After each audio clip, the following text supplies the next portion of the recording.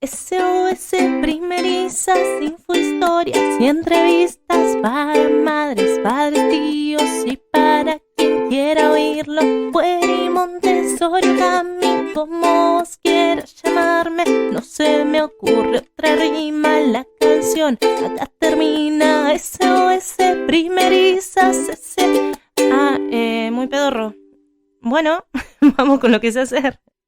Bienvenida a un nuevo capítulo de SOS Primerizas. Hoy traigo dos invitadas que son una dupla maravillosa. Las voy a presentar, después vamos a decir los apodos porque se llaman igual, comparten profesión y tienen un montón de cosas para contarnos. Primero, Erika Murdoch, mamá de 3, docente de nivel inicial, maternal especialmente, especialista en crianza respetuosa con enfoque Montessori y actualmente está estudiando puericultura y dula. La otra, Erika Greenfelds. Eri G para nosotros a partir de ahora. También es mamá, es docente de nivel inicial, más de 25 años trabajando como docente maternal, es especialista en crianza respetuosa con enfoque Montessori y está estudiando puericultura y estimulación temprana. Bienvenidas, Eris, ¿cómo están? Hola, Cami, ¿cómo andás? Gracias por el espacio. Hola, Cami, ¿cómo estás? Bien, feliz de tenerla, feliz de que hayan aceptado la invitación y de todo lo que vamos a charlar.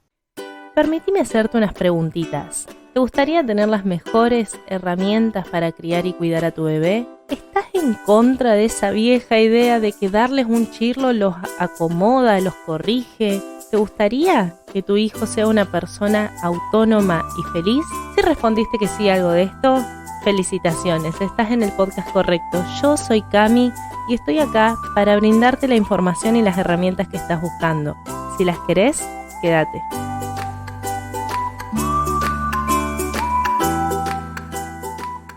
Jardines maternales. Acá vemos que tienen un montón de cosas en común, la puericultura, la crianza respetuosa con enfoque Montessori y bueno, el jardín maternal. Ustedes trabajan en el mismo jardín, ¿no?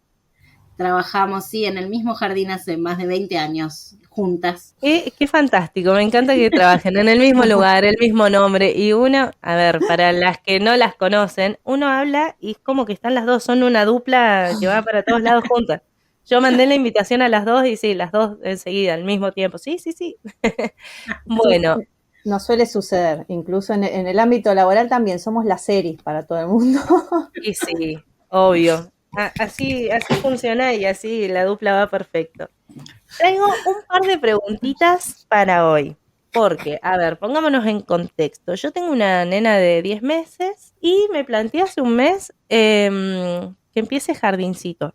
Un jardín maternal, guardería, y no tenía ni idea. Así que vamos con la primera pregunta para ustedes. ¿Cuál es la diferencia entre un jardín maternal y una guardería? Mira, en principio hay muchas diferencias, son varias las diferencias. Las guarderías tienen más historia, tal vez nacieron con anterioridad a los jardines maternales, pero la principal diferencia y la más básica es que las guarderías no son instituciones educativas, a diferencia de los jardines maternales que sí son instituciones educativas, son establecimientos educativos reconocidos por el Ministerio de Educación, reconocidos como tal, en donde se desempeñan docentes de nivel inicial, ¿sí? En las guarderías podés llegar a encontrar algún docente que casualmente esté trabajando, pero generalmente quienes allí trabajan no tienen un título docente. Esa es una de las principales diferencias. En las guarderías tienden a ser mucho más de carácter solamente y meramente asistencial,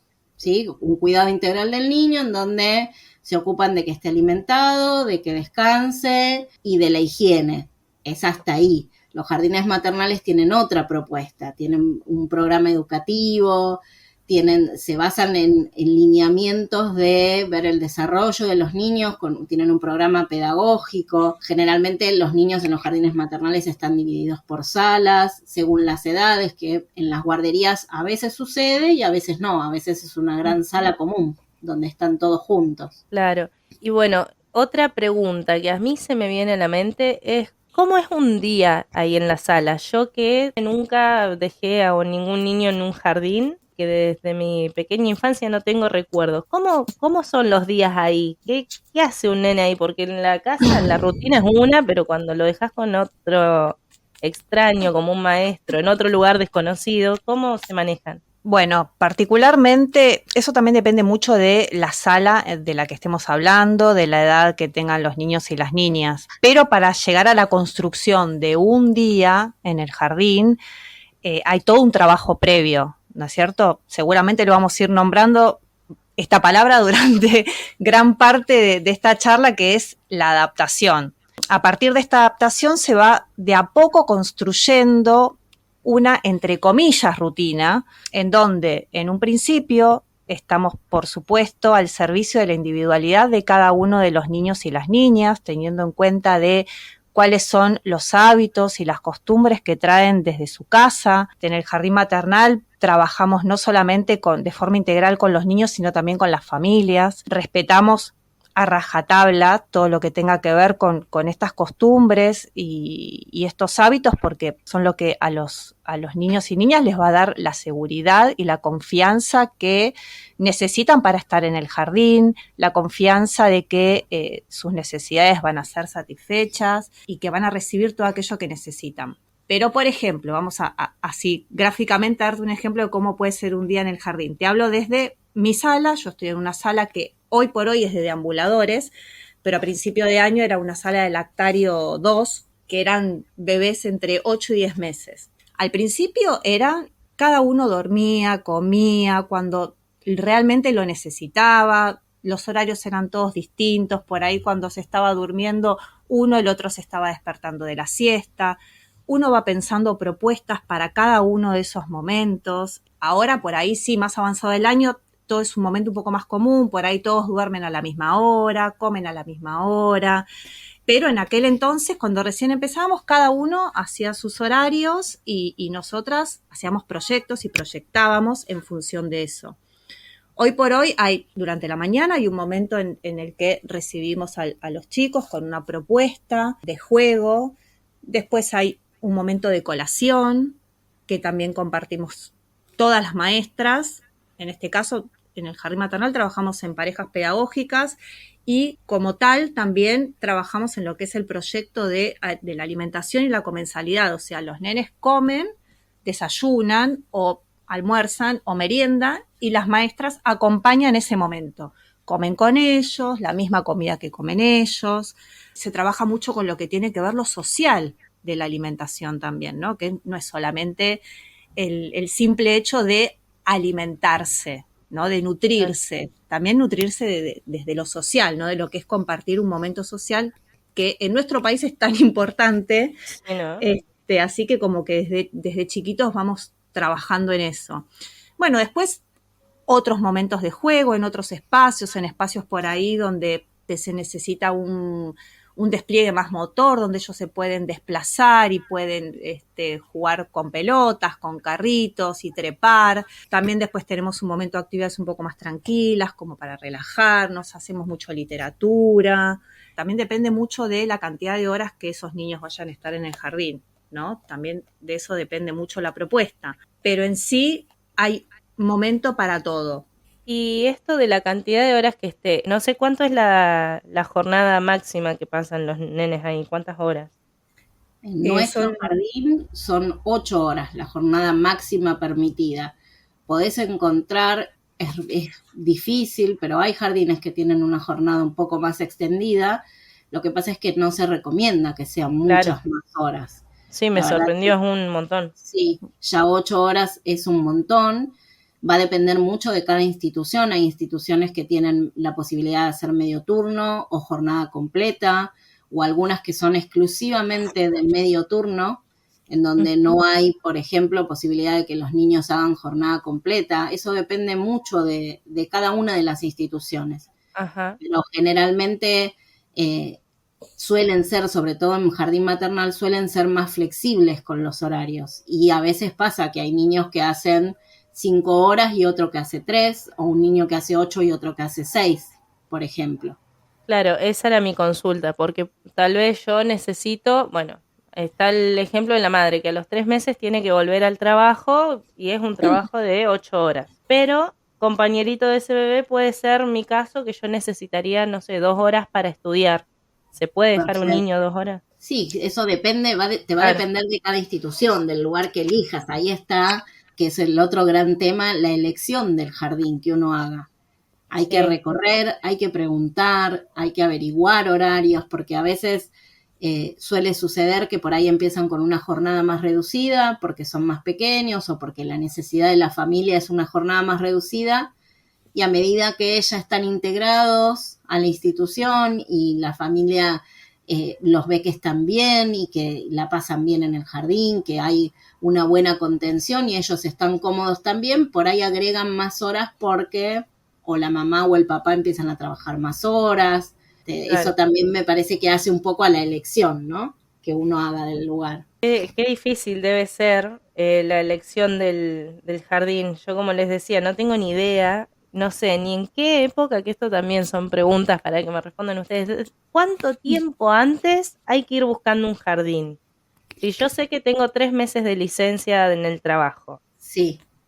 Y la verdad es que, a ver, hay que buscarlo con tiempo porque no es una elección que, a no ser que uno esté muy seguro de dónde quiera llevar a su hijo o a su hija, es todo un recorrido. Más si se tiene en cuenta todo lo que habría que ver, si nos convence, si no nos convence, si realmente estamos seguros, si es el tipo de educación que nosotros como familia queremos que nuestro hijo reciba, si el lugar es adecuado en cuanto a espacios que tenga, si es grande, si es chico, si tiene un lugar para jugar al exterior tipo un patio o no, o es todo cerrado, o sea, hay realmente muchas variables, ¿no? que hay que tener en cuenta. Por eso es fundamental tratar de buscar con tiempo, porque no es una decisión que uno pueda tomar de un día para el otro. También hay que tener en cuenta otras cosas. ¿Cuánto tiempo tiene ese niño o esa niña en el momento de entrar al jardín? ¿Qué edad tiene? Porque, por ejemplo, si hablamos de una mamá que su bebé tiene 3 meses y se tiene que incorporar al trabajo, entonces ahí hay que pensar como varias cosas. A ver, esa mamá está amamantando, esa mamá quiere continuar su lactancia. Ese jardín le da la posibilidad de continuar con su lactancia, ya sea directa o diferida. Esa mamá tiene que armar un banco de leche, o sea, hay como un montón de cosas dependiendo de la necesidad de esa familia que también, digamos, va a empezar a depender del tiempo con el cual van a tener para empezar a buscar una institución. Otro Sí, factor Eri. a tener en cuenta que es importante es la cercanía, ¿no? ¿Qué vamos a elegir? Proyectarse un poco ya y pensar con el niño institucionalizado si queremos que esté cerca de casa, si queremos que esté cerca del lugar donde mamá o papá o el cuidador está trabajando para estar más cerca y llegar más cerca al jardín en caso que lo necesite o para que en definitiva se queden menos horas pero comparten más viaje. La distancia también es otro factor a tener en cuenta. Me quedé con esto que decía Eri M, del tema de la lactancia. Acá las tres nos estamos formando como puericultoras y los jardines maternales brindan estos espacios o es algo que recién se está empezando, es algo que está instaurado, que tengan la posibilidad de dar la leche de la forma que sea a sus bebés. No todos brindan la posibilidad, pero por suerte cada vez hay más jardines que brindan esta posibilidad de que la mamá se acerque en cualquier momento de la jornada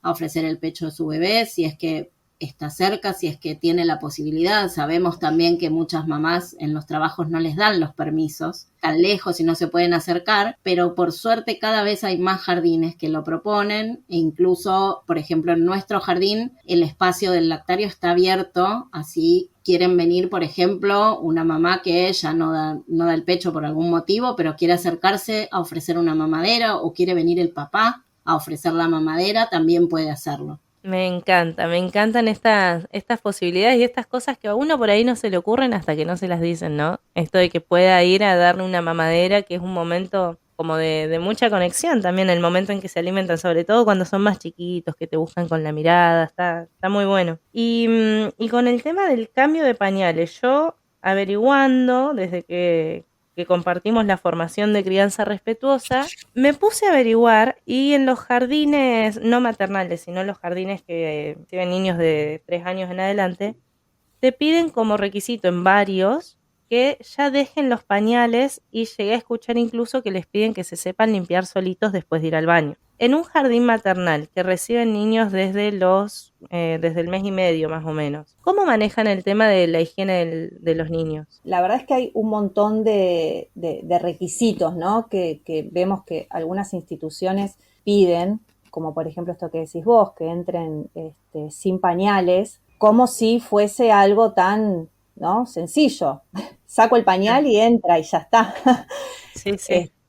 No se toma en cuenta que eso es un proceso, que los pañales no se sacan, los pañales se dejan, y ahí, bueno, tiene obviamente mucho que ver la mirada que se tiene con respecto al niño, ¿no? Lo mismo, no sé, puede pasar que te digan, bueno, listo, va a entrar en sala de 1 de deambuladores, entonces tiene que saber caminar, pero no todos los niños al año caminan, entonces... No, ¿qué hacemos, no? Por ahí vamos ahora, vemos un jardín, decimos, uy, nos encanta este jardín, lo anotamos, bueno, pero para marzo tiene que saber caminar, o para marzo tiene que dejar los pañales. ¿cómo se hace, no? Y la verdad que no sé, realmente es muy difícil, ¿no? Y eso es importante también a tener en cuenta en el momento de la elección del jardín, ¿no? Ver esta mirada, qué es lo que se está mirando. ¿Se está mirando realmente el desarrollo del niño? ¿Estamos viendo realmente qué es lo que se necesita? ¿Qué necesita ese niño o qué necesita el adulto o la institución que va a cuidarlo, ¿verdad? Pero bueno, un poco más a tu pregunta. Nosotros en el jardín tenemos, en cada sala hay cambiadores donde, por supuesto, hacemos el cambiado de pañales. Digamos, en las salas más grandes empezamos de a poco y cuando vemos que hay indicios de que se puede iniciar un proceso de control de esfínteres, también tenemos disponible un baño totalmente adaptado a los niños y a las niñas, con los inodoros pequeños, separados en box para mantener la individualidad y la intimidad de cada uno, todo lo que es las piletas, las canillas, todo el alcance de ellos, los papeles para que se puedan limpiar o, a ver, no es que se tenga que limpiar solos, nosotros obviamente podemos asistir, también es todo un trabajo a ellos enseñarles, que es parte de la algo que autonomía. siempre lo hizo otro y tener que aprenderlo uno solo, ¿no? Debe ser. Es que sí, eso también es parte de la autonomía que uno va viendo y que uno va fomentando a través de distintas actividades, no solamente en el momento de decir, bueno, vamos al baño y limpiarse solo, ¿no? Pero bueno, tratamos de que todo lo que es el cambiado de pañales en la sala tiene un espacio destinado para eso, tratamos de que el momento sea lo más íntimo posible, que no haya otros adultos dentro de la sala. Por supuesto que son momentos que, si bien es de lo que nosotros, una de las cosas que nosotros llamamos las actividades de crianza o de rutina, que también se conocen, son muy importantes. Yo diría que son casi las más importantes dentro de un jardín maternal, porque son aquellas actividades propias de la familia y que por ahí es lo que más les cuesta a veces a los chicos, ¿no? Y más cuando son más grandes. Pero bueno, en realidad sí, nosotras cambiamos pañales en nuestro jardín. La verdad es que no hay ni un límite ni para los pañales, ni para caminar, ni para nada, porque se respeta al niño. O sea, nosotros Sí. acompañamos en lo que nosotras creemos de que necesita ese niño y esa familia, ¿no? Qué triste que esto suene como algo anormal o característico de ese jardín, porque en general no se está hablando más que de respeto hacia las infancias, al respetar sus tiempos, al respetar las decisiones de cada familia, no forzar esto tan mencionado en los últimos años, el movimiento libre, que ellos solos por su cuenta puedan llegar a caminar, es algo completamente distinto a que si los ponemos en un andador y esperamos a ver cuándo se larga solo, cuándo corre, cuándo camina. Tendría que ser más respetuoso en línea general en los jardines maternales y en los otros jardines, el respeto por los tiempos de los niños. Tal cual, no debería llamar la atención, no debería ser lo atípico. Sí, sí. Por el contrario, debería ser en todos. Pero bueno, poco a poco lo vamos a lograr, se está trabajando mucho en eso. Hay por todos lados mucha información que de alguna manera empieza a llegar a las familias, ¿no? Porque tal vez uno está buscando un jardín y se encuentra con estos requerimientos y tal vez a alguna familia no se le ocurre pensar que no está bueno, porque nada, a veces el docente mismo o el directivo, quien te recibe, habla desde un lugar de saber que hasta incluso por ahí a veces hacen sentir mal a una familia de, uy, ¿cómo no se me había ocurrido? Tiene que dejar los pañales. Y la verdad es que no tiene que dejar los pañales. No, para nada. Otra pregunta que tengo para ustedes, Eris, es el tema de la adaptación al jardín. Yo voy con mi bebé y lo dejo ahí y ya está. ¿O cómo es el proceso hasta que vemos si el bebé se siente cómodo realmente o no? Mira, Cami, dijiste justo la palabra indicada. La adaptación o la vinculación con la institución y con los docentes es exactamente eso, es un proceso. No es voy y lo dejo y ya está, y un día se quedó 3, 4 horas o 2 o 5. La verdad es que no, o al menos no debería ser en ninguna institución de esa manera, volviendo a lo que estábamos hablando recién, ¿no? Al respeto por el niño. De ninguna manera podemos dejarlo así, de buenas a primeras en algún lugar.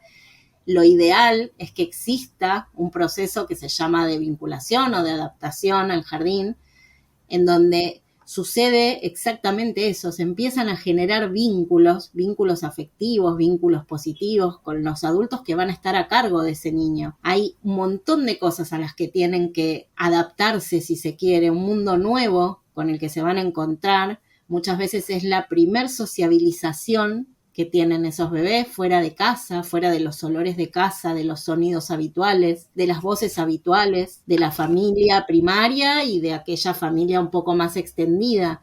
Entonces, no es un proceso que suceda de un día para el otro.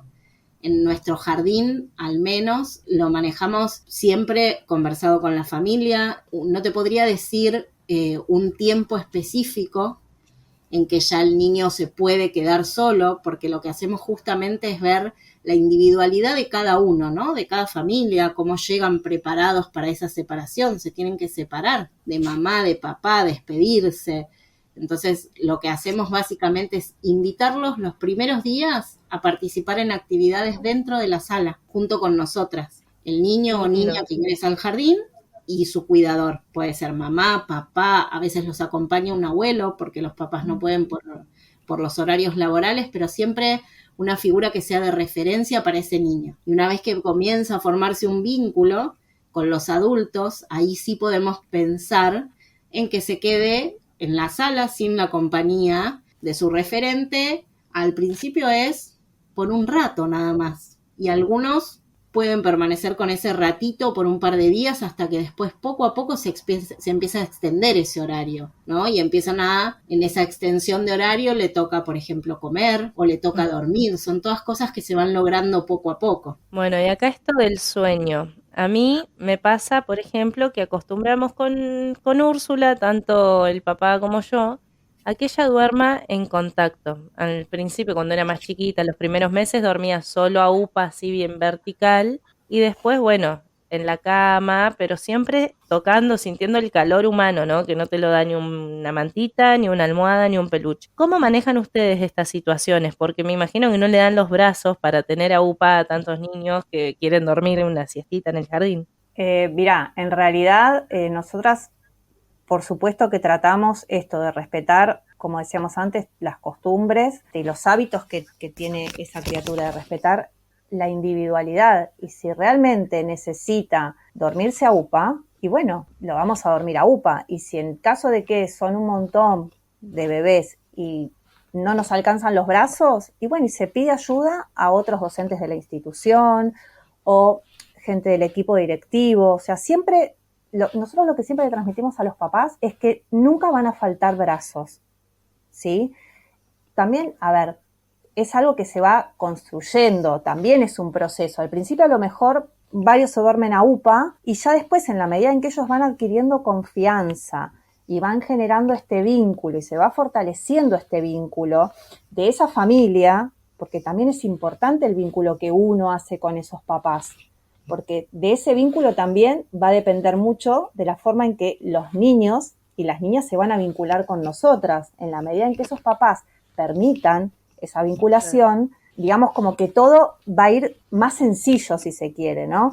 Entonces, fundamental es eso, en la medida en que van adquiriendo confianza en las docentes, confianza en el espacio, que se van apropiando de esos sonidos nuevos que hay en el jardín y que en casa no hay, de esos olores, de esa compañía, de que hay un otro que es igual a mí, es un par, que a veces llora sin motivo o que de repente grita y eso a mí me asusta porque no estoy acostumbrado. A veces nos pasa de que por ahí uno gritó de alegría y de repente es un coro, es un coro de llantos, decimos, ¿qué pasó? Y bueno, pero a ver, no deja de ser algo extraño en ese momento, pero que después lo van incorporando, o sea, pasa a ser parte de su vida habitual. Entonces, todo esto que tiene que ver, así como vos decís el sueño, lo mismo sucede con el momento de comer. Nos pasa de que hay veces que hay bebés que se toman súper bien la mamadera en casa y una le ofrece esa mamadera por primera vez y no quieren saber nada, ¿no? Porque digo, a ver, vos quién sos, no te conozco, Claro. estás haciendo algo que por lo general hace mi familia, ¿no es cierto? Entonces, son cosas que también se van construyendo de a poco. Por supuesto que a medida que va pasando el tiempo, también es como que se va haciendo un, entre comillas, grupo, algo más sala, donde los horarios de a poco se van unificando, van durmiendo todos relativamente a la misma hora, van comiendo todos más o menos a la misma hora también, juegan a la misma hora, comparten actividades en un mismo espacio. Entonces, a ver, el periodo de adaptación es un periodo de adaptación no solo para el chico, no está solo centrado en los niños, es un periodo de adaptación también para la familia, porque a veces nos ha pasado de despedir a mamás desgarradas porque dejan a sus hijos. Yo sería de esas. Exacto, pero hay que trabajar mucho eso también, mucho, porque así como esa familia esté viviendo ese proceso, pues a veces a lo mejor los nenes están fantásticos y a la semana se quedan súper bien, pero tenemos una mamá muy angustiada, por ejemplo. Entonces por ahí vamos también al ritmo de esa mamá, a ver, esa mamá realmente está preparada para que su bebé en una semana se quede, no sé, 5 horas y por ahí no. Y bueno, entonces es hablar con esa mamá y bueno, ¿querés venir un rato? ¿Querés, no sé si le da la teta, querés venir a darle la teta las veces que vos lo necesites? ¿Querés venir un ratito y no sé, estar a solas en el lactario con tu bebé? También está bien, ¿sí? Pues pensamos en que los niños solo se adaptan. No, acá hay una adaptación general. Qué importante esto que estás diciendo. Nuestra también, ¿no? Una adaptación, nosotras también nos adaptamos cada año y cada grupo nuevo que nos toca traen niños con otras individualidades y con otros con otra historia y que necesitan determinadas cosas. Muchos pueden parecerse y otros no, pero para nosotras también es un periodo de adaptación. Tenemos que decodificar lo que cada niño necesita, ¿no? Ese llanto que a veces en la familia mamá distingue enseguida, esto de tiene hambre, tiene sueño, este llanto es porque está incómodo. Bueno, nosotras en esa adaptación también tenemos que aprender a decodificar a cada uno de los niños y conocerlos en profundidad para saber qué es lo que necesitan en cada momento. Siempre, como decía Eri M., se suele pensar en la adaptación del niño, pero en cuanto a las emociones de los cuidadores principales, ya sea mamá, papá, es un tema soltar por primera vez a tu hijo y que quede ahí en manos de una institución, unos seños que nunca viste. Y esto mismo que decís vos, Eri G, de que las señas tampoco conocen a tu bebé todavía. Así que Tal bueno, va cual. acompañado de un montón de emociones y de procesos que llevan su tiempo y que no siempre son igual el mismo tiempo para todas las familias, ¿no? No, por lo general siempre son diferentes. Esa es una de las preguntas, volviendo a lo que vos decías antes, ¿no? De qué preguntar o qué deberías saber de la institución antes de elegir.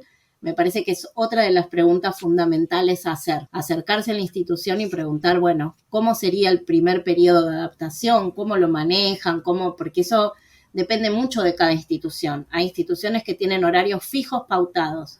Bueno, la primera semana todos los nenes vienen 1 hora. La segunda semana vienen 2 horas y es inamovible.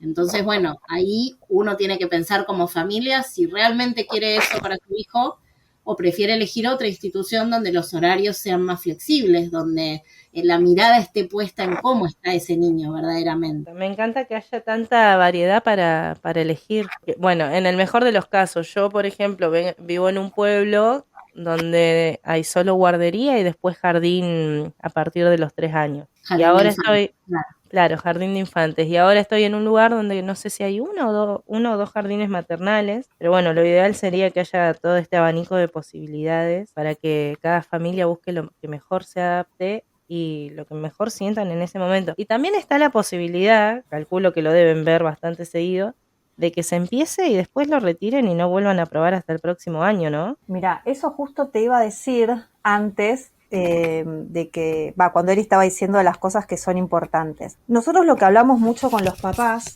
es que en la entrevista inicial, que es una instancia en donde nosotros hablamos con la familia y bueno, hacemos como ellos nos cuentan de su hijo, de su hija, que hablamos un poco también de la familia, del embarazo, del parto, de cómo fue la llegada de ese bebé y demás. Nada, nosotros les preguntamos, les decimos que bueno, que la adaptación es un proceso, le explicamos todo, pero que no es algo que uno dice, bueno, listo, arranco acá a ver si me gusta, no me gusta, si se adapta, no se adapta, y si no, me voy y nos vamos. A ver, es un montón lo que se mueve en una adaptación, ¿no? Digamos, anímicamente, emocionalmente, para ese bebé o para ese niño, es todo un esfuerzo, realmente. Es todo una movilización, tener que separarse de su mamá o de su papá, quedarse en un lugar que no conocen y después de repente decir, bueno, no, la verdad es que prefiero sacarlo del jardín y esperar un año más. Entonces, es fundamental que la familia esté realmente segura de que quiere que ese hijo o esa hija empiecen en una institución, ¿sí? Por otro lado, que uno lo escucha mucho, es que, ay, no, un jardín maternal es re chiquito para ir al jardín. Y en realidad, a ver, uno lo piensa, lo ideal sería que se puedan quedar con su mamá, con su papá, sí, pero bueno, digamos, la sociedad marca otros tiempos y otras necesidades. De ahí también el surgimiento de los jardines maternales. Que hoy por hoy tenemos mamá, papá, familia que trabajan y muchísimas horas, ¿no es cierto? Entonces, y el deseo, ¿no? También, Eri, digo, a veces es la necesidad del trabajo y a veces es el deseo de realización profesional de cada mamá o de cada papá, que no quiere dejarlo de lado y hay que respetarlo también, ¿no? Es como, bueno, quieren seguir en su ámbito, hay trabajos en los que si te ausentaste un poco más allá de la licencia, después no podés volver a enganchar, entonces, bueno, es como un gran combo en lo que hay que pensar. Y siguiendo esto que decía Eri M de no retirarlos, de estar seguros de la decisión que estamos tomando porque ya se empezó el proceso de adaptación, otra cosa que se escucha mucho sobre jardines en general es que van y se contagian todos los virus que haya, se los agarran, entonces dicen, bueno, no, fue adaptación un mes y ya volvió con mocos, así que lo voy a dejar en casa y que vuelva el mes que viene. Eso tampoco se aconseja, ¿no? Y la realidad es que, a ver, al estar en contacto con otros, en cualquier ámbito, ahí no hay diferencia entre un jardín, una guardería, la plaza, estás en contacto con otros niños, un cumpleaños, no sé, estás en contacto con otros y tenés sí más posibilidad, así como tiene un montón de cosas buenas la sociabilización, tiene este aspecto, que podría ser un poco negativo si se quiere, de estar expuesto a más virus o bacterias y demás. Depende igual muchísimo de cada uno de los nenes. Todos estos años que tenemos de trabajo en maternal nos indican que no es igual, nunca es igual un niño que otro. Hay niños que verdaderamente te puedo asegurar que en todo el año, no sé, a lo sumo tienen algún moco y otros que la verdad es que sí, se pescan más cosas y lamentablemente les va a suceder cuando se sociabilicen y cuando estén en contacto con otros, si es en la sala de bebés o si es en la de 1 o en la de 2, en esos primeros contactos suele haber más contagios, porque lógicamente están más expuestos. En los jardines en general, y espero que sea en la gran mayoría, hay mucho cuidado también con todo esto, ¿no? Un niño enfermo no puede asistir al jardín. En principio por él, porque un niño cuando está enfermo no se siente bien y necesita estar en casa y la tranquilidad de casa, pero además también por respeto a los otros, ¿no? No podés estar con un nene con fiebre o con alguna infección o con alguna enfermedad viral en contacto con otros, porque se trata de cuidar al resto también. Y después hay un montón de acciones tendientes a evitar la mayor cantidad de contagios posibles, desde ventilar, todas estas cosas que escuchamos tanto con el COVID, ventilar los ambientes, desinfectar todo lo que se utilice, el uso de guantes para los cambiados, desinfección del cambiador, todo eso se hace de manera rutinaria desde mucho antes del COVID y se mantiene y se ha reforzado muchísimo más. Sí que se hace todo lo posible, pero es inevitable, como decís, al socializar, pescarse algún resfriado, por lo menos. Sí, es inevitable. Los mocos son un poco inevitables, la verdad que sí.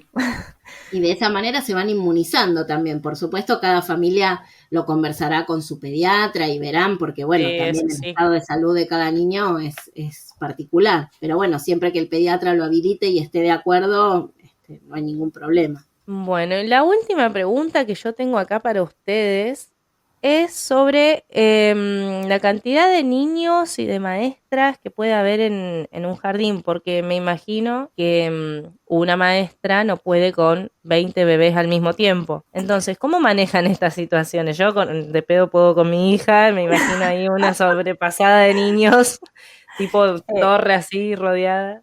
Mira, eso depende mucho también, primero de las edades que tengan los niños y las niñas. Cuanto más pequeños son, más adultos se necesitan. Por ejemplo, acá en lo que es Capital Federal, a modo de ejemplo, de acuerdo a una resolución que hay, establece que en sala de lactarios, los más chiquititos, lo ideal es un adulto cada 5 niños o niñas. Después, en deambuladores, yo que sé, un adulto cada 9. Y en sala de 2, un adulto cada 15.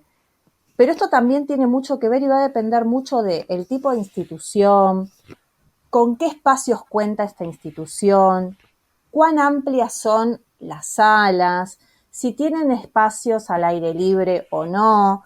O sea, hay como muchas variables. Donde nosotros trabajamos en nuestro jardín, por suerte, tenemos la particularidad de que, por ejemplo, en la sala de los más chiquititos, que es en la que está Eri G, hay 4 docentes y son 11 niños. No tienen cubierto. Es ideal, realmente es ideal, ¿no? Yo estoy en deambuladores y somos 2. Pero también, o sea, está súper bien. Hay jardines que trabajan con una sola docente. Y por ahí hay lo que nosotros llamamos un docente volante, que va un rato por todos lados donde se necesite.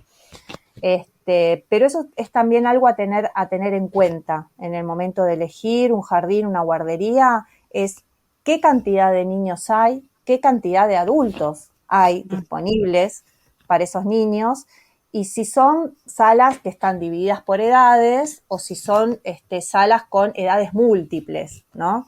Porque nos podemos encontrar con algo así, por ahí una sala, lo que nosotros llamamos integradas, en donde por ahí tenés, no sé, el lactario 1, lactario 2 y deambuladores en la misma sala. Y bueno, a ver, ¿cómo es la sala? ¿Con cuánto espacio cuenta?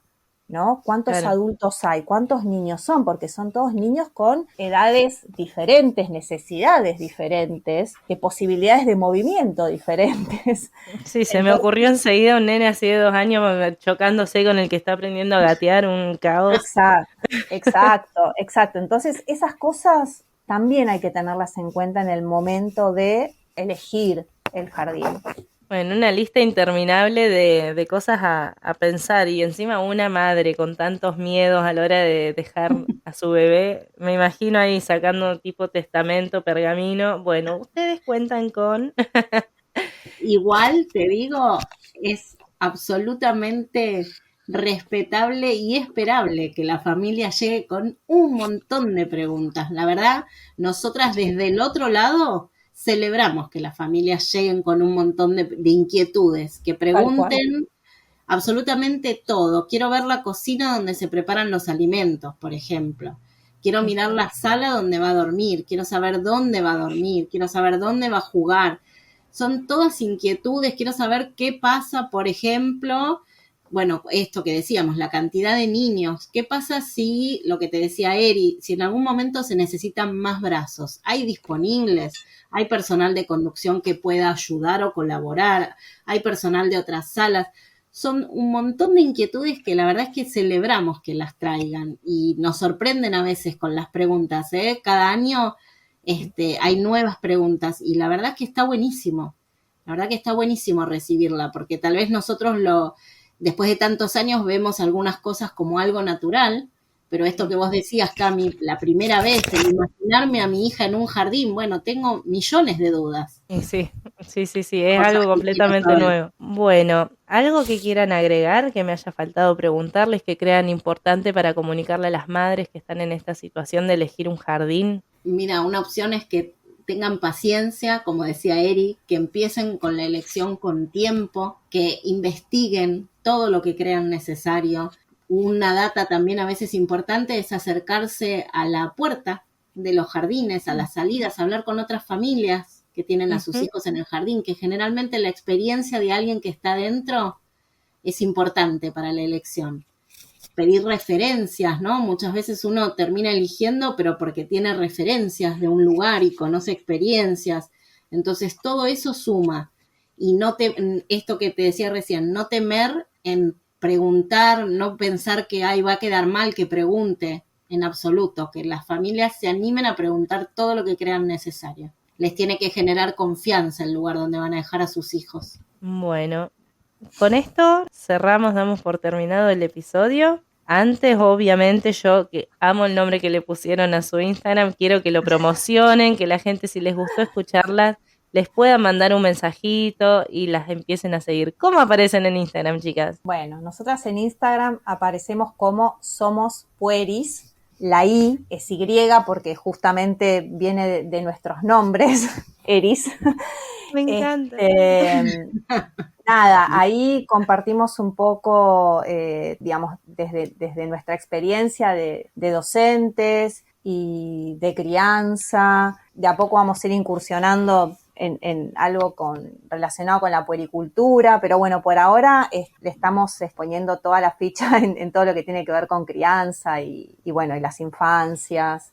Así que bueno, los invitamos a seguirnos y nada, agradecerle a Cami inmensamente la posibilidad. Bueno, muchas gracias a ustedes y quien esté escuchando del otro lado, vayan, síganlas, Somos Pueris con Y, porque son Pueris. Me encanta. Yo lo leí y dije, qué genial, cómo se les ocurrió esto. Bueno, muchísimas gracias a ambas Eris por toda la información que nos trajeron acá. Me sacaron todas las dudas, que bueno, si la que está escuchando del otro lado tiene una duda que yo no pude responder, la puede mandar ahí también. Y perfecto, gracias por estar acá. Gracias a vos por el espacio, Cami. Suelen decir que cuando nace el bebé también nace la culpa, las opiniones, los miedos, las inseguridades y los mandatos. Hoy te invito a que tu realidad no sea esta, a que confíes en vos y en tu intuición. Respira profundo, agradecete, estás haciendo lo mejor que podés día a día en este compromiso sin fin que es la maternidad. Viví un día a la vez. Nuestros hijos crecen muy rápido y lo único que nos queda son los recuerdos que formemos acá, ahora, en el presente. Así que te invito a que vayas y disfrutes de este presente.